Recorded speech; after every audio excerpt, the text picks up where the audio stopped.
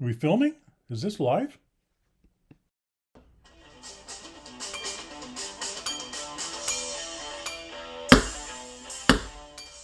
Hey everybody, good to see you all again. It's been a while. It's been 2.5 years since I made one of these guys. And it's been a while, obviously, since I've seen anybody. I miss you guys. I really do. And I thought, rather than start calling everybody and, hey, it's the old retired guy on the phone, I thought I'd send a video out and you can either watch it or you can't. So that way it's much easier. So I'm down in the bar, as you can see, in the Sanford Speakeasy. This is tea, oddly enough, not scotch. I'll tell you more about that later. So, like I said, people were wondering, or before I left, they wanted to know, what are you going to do in your retirement? So I was going to do some stuff around the house. We were going to do a little bit of traveling out east and things like that, and I was going to do some woodworking. So I went out east in September, about a week after I retired, at a bunch of parties and things like that. The first week, and then went out there for 2 weeks. It was great. I saw some friends. Diane came out in the second part. And just had a great time. We had great weather, except for I was out there for the hurricane. I forget the name of it already, but it was wild. It was only Category 1 when it hit. I was right on the south part of Nova Scotia, so it hit there first. And there's a lighthouse right around the corner because where I say it's right out on a point, and it's really cool. I went up there and the waves are just astronomical, and they're throwing boulders up, and it was really, really cool. And thankfully, nobody got hurt, nobody was injured, or killed. And there was very, very little damage done. So all in all, a good thing. That's me banging on there. I got to stop doing that. And so I did that. Came back here, did some stuff around the house. And then Diane's birthday was on Labor Day, on Thanksgiving Day weekend. So we had a near-death experience there in Killarney in a storm. But anyway, that's a story for another day. It was crazy, though. And so there was that, and then I thought, I keep talking about I was going to do all this woodworking. I haven't done a darn thing yet, so I got to start doing that. So I go and get some skids on the side of the road. I watched a bunch of YouTubes. I always wanted to try and make things out of pallet wood, so I thought it was kind of cool. So I get the skids, bring them home. I take the nails all out, pull them all apart, separate the boards, and I start cutting them up. I get them all cut to length and width. And then I want to square them up on the edges. So I was at it for, 3-4 hours, running them through the table saw. And then I get to my second last board, and this happened. I cut my finger off. One of them entirely, and the other one was like hanging. And when I did, I think what happened was I just was anxious to get done, and I got careless for, like everybody says, for that amount of time, and poof, and I thought, oh, I got nicked. I felt it. I thought, oh geez, I just got nicked. And I yanked my hand away. Oh, that was lucky. And then I look at my hand, my finger's gone. So it's on the table in front of me. This is last week, the day before my birthday. Last Thursday, Wednesday, it doesn't matter. So okay, I'm home alone. So I grabbed my finger, which felt really weird when you pick that up. It's odd. And I run in the house, I get some paper towels, and I'm ramming it on this thing to try and stop the bleeding. Good luck. And then I get my car keys, and I get my wallet, jump in my car, and I drive to the hospital. And I get into the parking lot. Do you think I can find a spot to park? No, I'm going around and around this stupid parking lot, and I'm just wigging out. I really was like wigging. I'm talking to myself in the car the whole time to make sure the window rolls down so I don't pass out. And then finally, this little old lady starts pulling out of her spot. My screen keeps going dark, so I got to keep brightening it up. New technology, like I said. And so she finally, very cautiously and slowly, and good for her, because had I done that, I might not have been there looking for a parking spot. She finally pulls out. I go in to her spot, and I walk into the emergency room, and I'm trailing blood all over. I didn't realize how bad it was. I'm trailing blood all over the place. And this lady comes up to me as soon as I walk in, like the volunteer.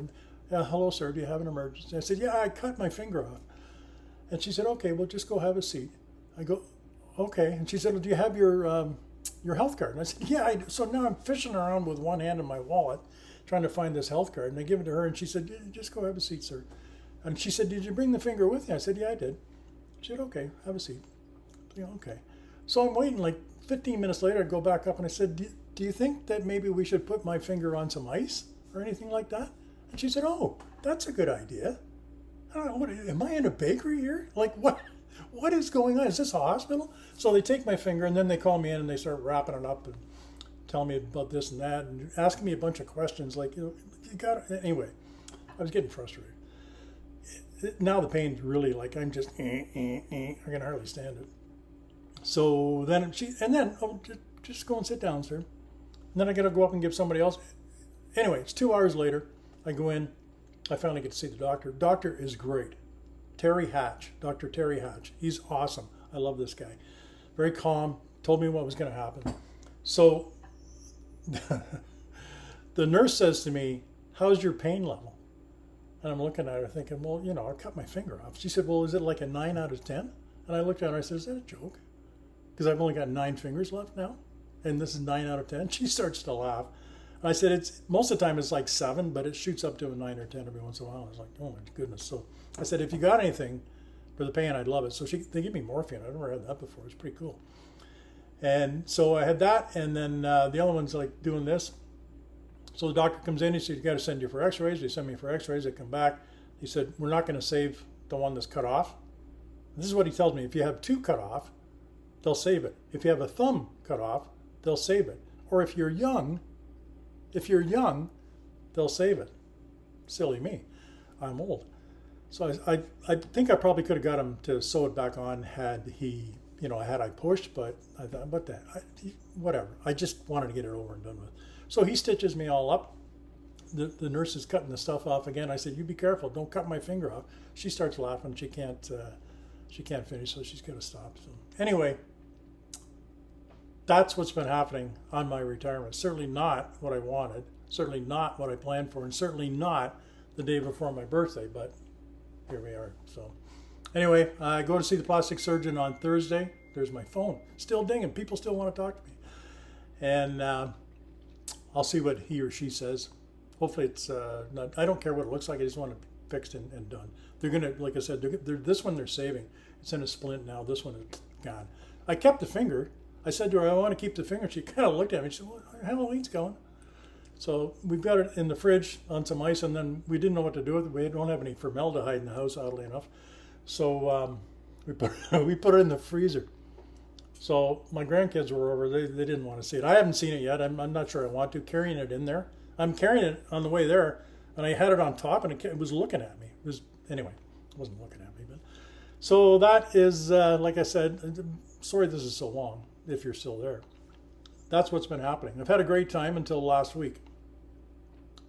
Pain's much more manageable now than it was, but for the first 2 days and nights, it was horrendous. So if any of you ever cut off a finger, you might know. But the thing is, you feel so stupid. Like, what an idiot, The saw's there, it's sharp. Anyway, so that's the end of my little story.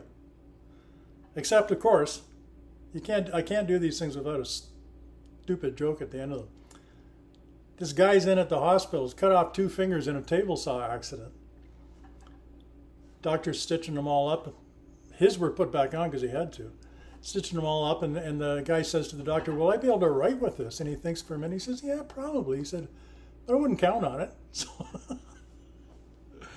anyway, like I said at the beginning of this, I miss you guys terribly. I really do. Anyway, I want you to know that. I do. And I hope everything's going well for everybody. I hope business is good.